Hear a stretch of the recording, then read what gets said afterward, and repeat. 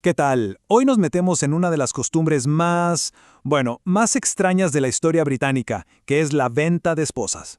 Sí, así como suena. Suena brutal, ¿no? Casi increíble. Pero como vamos a ver, la historia detrás de esto es muchísimo más compleja y la verdad sorprendente de lo que uno se podría imaginar. Ok, a ver, esto que acabamos de leer no es un invento, ¿eh? No es ficción. Es un anuncio real sacado de un periódico de la época. Nos mete de lleno en un mundo donde algo así, una transacción como esta, era, pues de alguna manera, normal. Para entender cómo era posible, hay que ver de cerca cómo funcionaban estas ventas tan peculiares. Y es que aunque hoy nos parezca una verdadera locura, esto no era algo que pasaba una vez cada tanto. Para nada. Fue una costumbre súper extendida en Inglaterra, sobre todo entre la clase trabajadora, por casi 200 años, ¿eh? Desde principios del siglo XVIII hasta finales del XIX. La escena era todo un espectáculo público. O sea, hay que imaginarse un mercado de ganado, tal cual, pero ahí, en medio de las vacas y los cerdos, un hombre subastando a su esposa.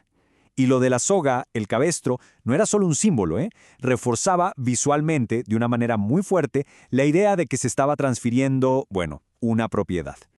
Y ojo, que esto no se hacía a escondidas. Todo lo contrario. Se anunciaba con bombos y platillos, o bueno, más bien con campanas y pregoneros. La idea era darle la mayor publicidad posible para que hubiera más gente ofertando.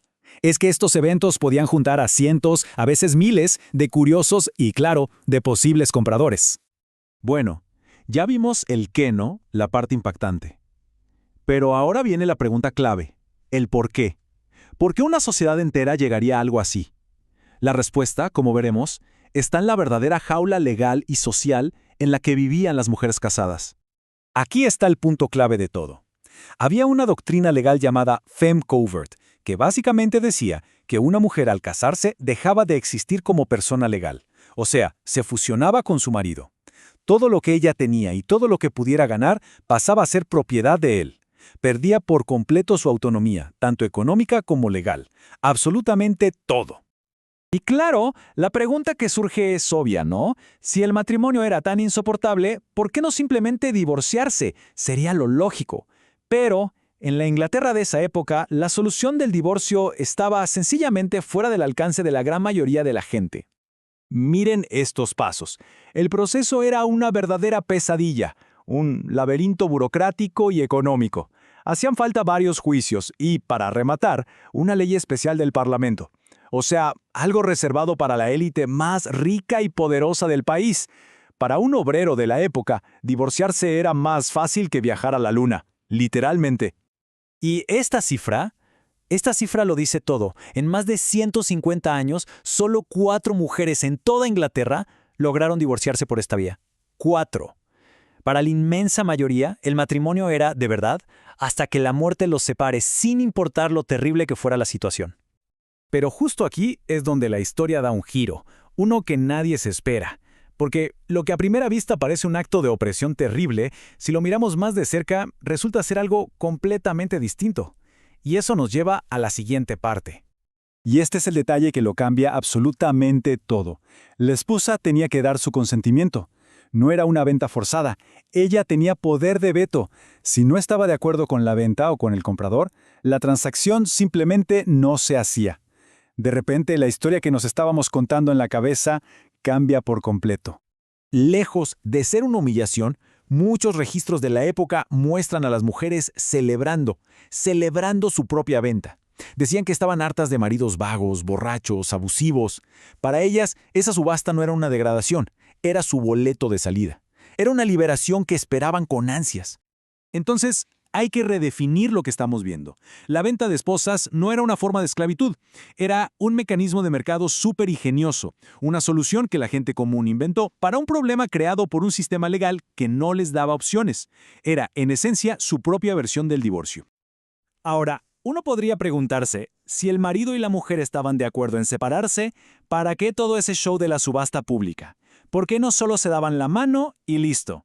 Bueno, esto nos lleva a la extraña lógica económica que las leyes de ese tiempo imponían. Esa es la pregunta del millón. Si los dos querían lo mismo, ¿por qué no simplemente separarse y ya? ¿Por qué hacía falta dinero y un comprador? Y acá está el nudo del problema.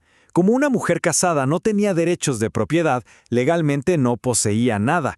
Entonces no tenía con qué negociar su libertad. No podía decirle a su esposo, te pago para que me dejes ir, porque ese dinero ya era de él por ley. Era un callejón sin salida, un verdadero absurdo legal y económico. Para que quede más claro, veamos este ejemplo. Tenemos a Joras, el esposo. Para él, seguir casado con Hattie vale, digamos, 5 libras. Para Hattie, la esposa, la situación es un desastre, lo valora en menos 7 libras, o sea, negativo. Y luego aparece Harland, un tercero, que estaría feliz de estar con Hattie y lo valora en 6 libras. Si no hacen nada, los tres están peor de lo que podrían estar, están atrapados. Entonces, la venta soluciona el problema para los tres. Harlan le paga a Joras, ponele 5.50 libras. Con eso, Joras gana más de lo que valoraba el matrimonio. Harlan consigue estar con Hattie por menos de lo que estaba dispuesto a pagar. Y lo más importante, Hattie se libera de una situación que la hacía profundamente infeliz. Todos ganan. Es un win-win-win. Y para eso, justamente, era la subasta pública. No era solo un circo. Era una forma súper eficiente de encontrar a ese Harland, a esa persona que valoraba a la esposa más que el propio marido y que podía, con su dinero, destrabar toda la situación. Básicamente, creaba un mercado donde la ley decía que no podía verlo. Entonces, si este mercado era tan útil, ¿por qué desapareció? Bueno, la respuesta es bastante sencilla. El mercado se desfumó en el momento en que dejó de ser necesario, y eso fue gracias a unas cuantas reformas legales que lo cambiaron todo.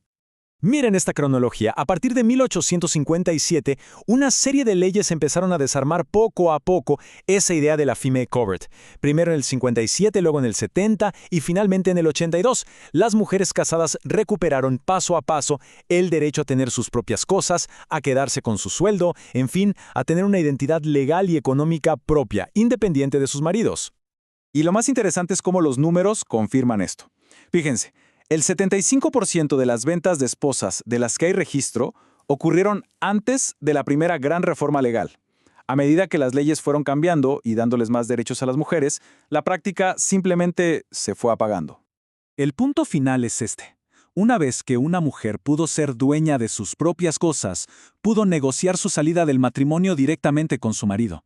Ya no necesitaba un intermediario, un Harland. La razón de ser de este mercado simplemente se evaporó.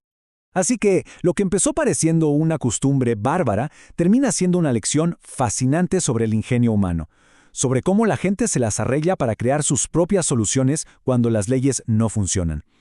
Y nos deja con una pregunta flotando en el aire. Cuando los sistemas formales fallan, ¿qué soluciones creativas e incluso chocantes inventará la gente para conseguir lo que necesita? Gracias por haber seguido esta historia.